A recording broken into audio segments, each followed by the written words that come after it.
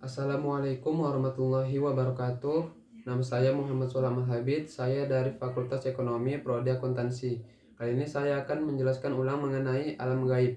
Yang pertama, pengertian alam gaib. Gaib adalah apa yang tersembunyi dari manusia tentang perkara-perkara yang akan datang atau yang telah lalu dan apa yang tidak mereka lihat. Ilmu gaib ini khusus milik Allah semata. Maka tak seorang pun mengetahui yang gaib kecuali Allah Subhanahu wa taala semata. Allah tidak memperlihatkan sesuatu dari masalah gaib kecuali kepada orang yang dipilihnya untuk mengemban risalahnya. Bagaimana kita percaya kepada yang gaib sedangkan Allah tidak memberikan kita indera untuk mengetahuinya?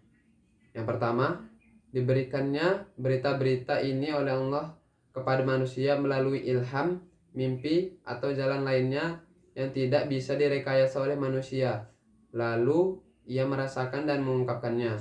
Yang kedua, memperdengarkannya tanpa bisa diketahui siapa sebenarnya telah mengatakannya, hingga hal itu sampai ke telinganya yang akhirnya ia dapat mengetahui. Yang ketiga, Allah mengutus salah seorang dari makhluknya yang taat serta gaib dari mata kita, yaitu makhluk yang dinamakan malaikat, kepada salah seorang manusia yang dipilih oleh Allah. Masalah gaib yang merupakan rukun iman, di mana orang yang mengingkarinya dianggap kufur atau keluar dari agama Islam, adalah masalah-masalah gaib yang dikemukakan oleh Al-Quran. Adapun masalah gaib yang disebutkan dalam sunnah hadis yang sahih, maka orang yang mengingkarinya tidak bisa dikafirkan atau tidak sampai keluar dari agama, tapi dianggap fasik. Alam gaib itu bermacam-macam. Di antaranya pertama, kegaiban yang tidak kita ketahui, namun diketahui manusia yang lain selain kita. Yang kedua, kegaiban yang tidak diketahui oleh manusia, meskipun ada kemungkinan secara akal mereka dapat mengetahuinya sekiranya Allah mengemukakan waktu penciptaan manusia. Ketiga, kegaiban yang tidak mungkin dapat diketahui dengan indera, tidak dapat ditentukan oleh akal, dan tidak dapat dimengerti hakikatnya dengan imajinasi. Contohnya, sifat-sifat Allah dan segala makhluknya yang digaibkan dan dari kita seperti para malaikat, jin, setan, keadaan hari kiamat, serta kejadian-kejadian sesudah hari kiamat yang berupa hisab, pahala, dan siksa. Yang kedua, iman kepada Allah. Iman kepada Allah membenarkan dengan hati, mengucapkan dengan lisan, dan melakukan dengan anggota badan atau beramal. Dengan demikian, iman kepada Allah berarti meyakini dengan sepenuh hati bahwa Allah Subhanahu wa taala itu ada, Allah Maha Esa. Sebagai perwujudan dari keyakinan dan ucapan itu harus diikuti dengan perbuatan, yakni menjalankan perintah Allah dan menjauhi larangannya. Beriman kepada Allah adalah kebutuhan yang sangat mendasar bagi seseorang.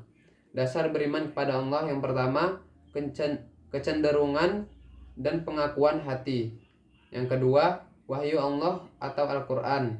Yang ketiga, petunjuk Rasulullah atau hadis. Yang ketiga, iman kepada malaikat. Malaikat adalah kekuatan-kekuatan yang patuh, tunduk, dan taat pada perintah serta ketentuan Allah Subhanahu wa taala. Malaikat berasal dari kata malak yang artinya kekuatan. Iman kepada malaikat adalah yakin dan membenarkan bahwa malaikat itu ada dan diucapkan dan diciptakan oleh Allah Subhanahu wa taala dari cahaya atau nur.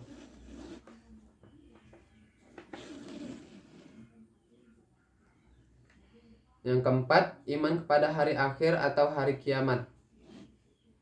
Iman kepada hari akhir merupakan salah satu dari rukun iman yang 5. Iman kepada segala hal yang terjadi pada hari akhir dan tanda-tandanya merupakan keimanan terhadap hal gaib yang tidak bisa dijangkau oleh akal dan tidak ada jalan untuk mengetahuinya kecuali dengan nas melalui wahyu. Beriman pada hari akhir artinya meyakini bahwa hari akhir itu hak dan tidak ada keraguan tentangnya. Fungsi iman kepada hari akhir antara lain, yang pertama, bertindak atau beramal dengan penuh tanggung jawab. Yang kedua, pandangan hidup optimis. Yang ketiga, kehidupan yang saleh di masyarakat. Yang keempat, menambah rasa iman dan takwa kepada Allah Subhanahu wa taala.